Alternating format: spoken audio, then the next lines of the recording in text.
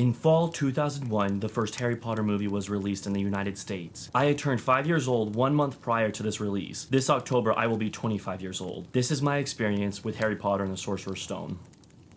Hey everyone, if you're new to my channel, my name is Nathan Hale. Welcome to Hale. This summer, I am celebrating the Harry Potter franchise by making a video devoted to each movie that was released. Because these kinds of videos are the only excuse I have to wear my cape and hold my wand, I will be taking full advantage of that. Now, when it comes to seeing Harry Potter and the Sorcerer's Stone in theaters, I have a very vague memory of the occurrence. The movie was released in November, and so it seemed to be the popular Thanksgiving movie at the time. My family had driven 6 hours away from home to spend Thanksgiving with extended relatives, and I don't remember anything about the Thanksgiving feast itself. However, I do remember two things. I remember standing in line waiting to get inside this Harry Potter movie, and then I remember the final confrontation between Harry and Voldemort. At 5 years old, I fell in love with Harry Potter. The following 20 years would bring me countless rewatches of the film, hours of listening to the score, hundreds of pages read and reread, and memories I will cherish forever. Now, 2001 was a booming year for me in my life. I had recently graduated preschool and I had a lot of life decisions to make. I think it's really funny that I had more of a graduation ceremony for preschool than I did for college, COVID. While Harry Potter and the Sorcerer's Stone was released in 2001, it really was more 2002 that I fell more in love with it. We got the VHS and I rewatched it all the time. In fact, I don't know if any of you will recall this, but at the beginning of the VHS for the Sorcerer's Stone,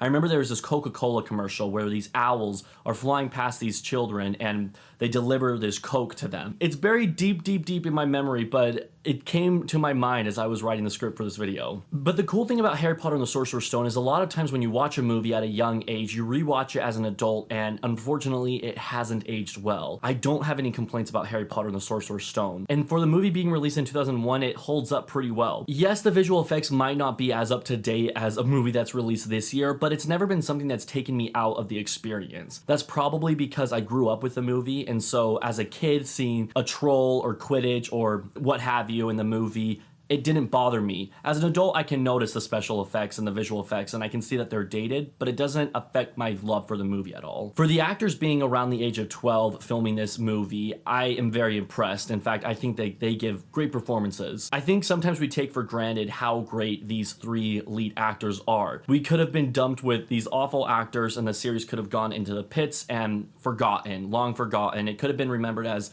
oh, remember the awful adaptation of Harry Potter, but instead we got an 8-movie franchise that still lives on today. There are several scenes that stand out to me in Sorcerer's Stone. When you see the opening Warner Brothers logo and right away the Hedwig theme starts to play. I remember it specifically stood out to me when I rewatched it in theaters about 3 years ago. My local theater was replaying all the Harry Potter films, and of course I had to hop onto that opportunity. Seeing Sorcerer's Stone in theaters was the first time I'd seen it in theaters since 2001. The opening Warner Brothers logo with the Harry Potter theme and then the scenes that follow instantly threw me down memory lane, and I was hooked. I was back in my childhood. There are scenes that I still love when I watch them today, most notably the Quidditch scene. I just think it's so exciting, and I think it's amazing how they were able to build the Quidditch stadium for this film. And of course the chess scene, really the entire ending as they try to get to the Sorcerer's Stone. I think that all of that is so well done. The chess scene is excellently filmed. The music is intense. It was very nerve-wracking for a child to be watching it. Now, I mentioned earlier that the soundtrack to Harry Potter and the Sorcerer's Stone has lived with me for 20 years, and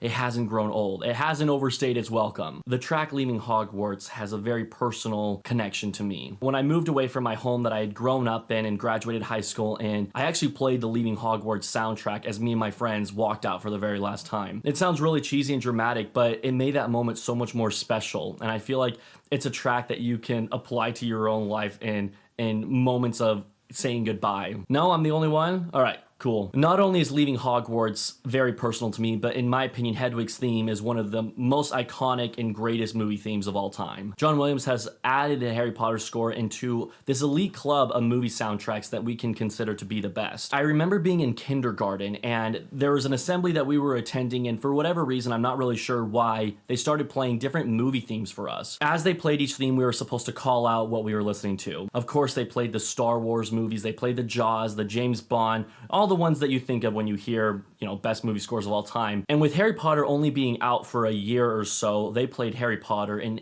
all the kids in the room freaked out. But not only has this film soundtrack lived on with me in the young childhood, but it has lived on with me in every year following 2001. In fact, it was a soundtrack that I had on repeat, especially when I was studying for my college courses. Not only have I obviously grown up in the last 20 years, but I like to think my drawing has improved. As I prepared for this video, I dug up a drawing I did for the first book cover in 2005 and later recreated in 2012. I'll let you guys be the judge, but I hope that you agree my 2012 one is at least a little better. Speaking of the book, it's one that I have reread several times. I think the first time I officially read it was maybe in 5th grade, which probably sounds like I was late to the game, but I had grown up on the movie, watching the VHS on repeat. But comparing the book and the movie, I think that the adaptation was done brilliantly. The biggest differences I can think of off the top of my head is removing Peeves the Poltergeist, as well as removing a few scenes towards the end, such as returning Norbert and cutting out an obstacle to get to the Sorcerer's Stone. Harry Potter and the Sorcerer's Stone is my comfort movie. When I see the poster for it, I mean right here behind me, when I see that poster or when I hear someone's watching it or when it's brought up or when I'm rewatching it, I just feel at home. It's a feeling that I can't describe with too many other movies. But when I watch Harry Potter and the Sorcerer's Stone, I feel comfortable,